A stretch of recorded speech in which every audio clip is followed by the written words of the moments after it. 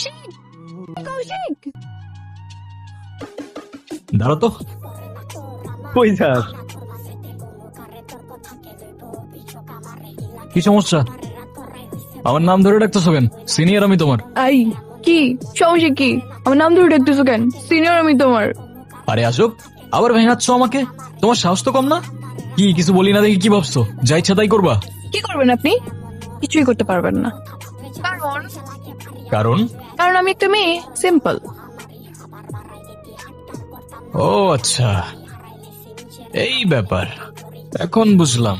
যাই হোক, তা এতক্ষণ তুমি বিরক্ত করতেছিলা কেন? এমনি কি করতেছিস?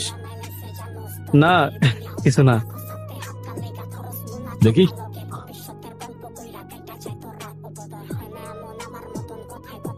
মিতু, এটা কে? ও স্টোরি দিছে এটা? কই, আমি তো দেখলাম না। হ্যাঁ, কই আমার আইডি থেকে তো দেখা যাচ্ছে না। হ্যাঁ, তো আমার মনে হয় কি ও তোরে হাইড করে রাখছে। এই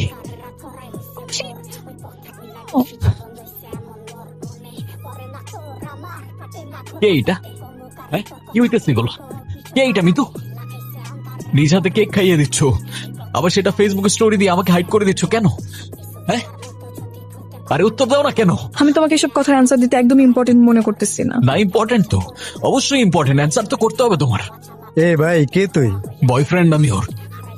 বল, এখন বল না। জিজ্ঞাসা কর না ওকে কে আমি ওর।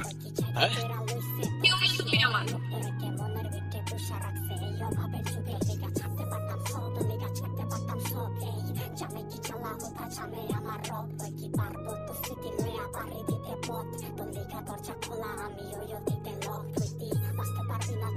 তুমি এখানে? কৌশিক, হবে, তুই চিন্তা কর। ভাবির কাছ থেকে লুকিয়ে রাখা তো কষ্ট হবে, কিন্তু আসলে হাতেও তো টাকা পয়সা নেই। এই মেয়েকে বিয়ে করলে সাথে সাথে 50 লাখ টাকা ক্যাশ পাবো। 50 লাখ? নাইলে এই মেয়েকে বিয়ে করে কে? মাথা খারাপ? কাজ শেষ, জেড়ে জুড়ে ফেলে দেব। ওরে শালা, তুই তো একটা পাক্কা হারামে আছিস। হ্যাঁ, আমি তোমার লাইফে ফিরে আসতে চাই। বাই।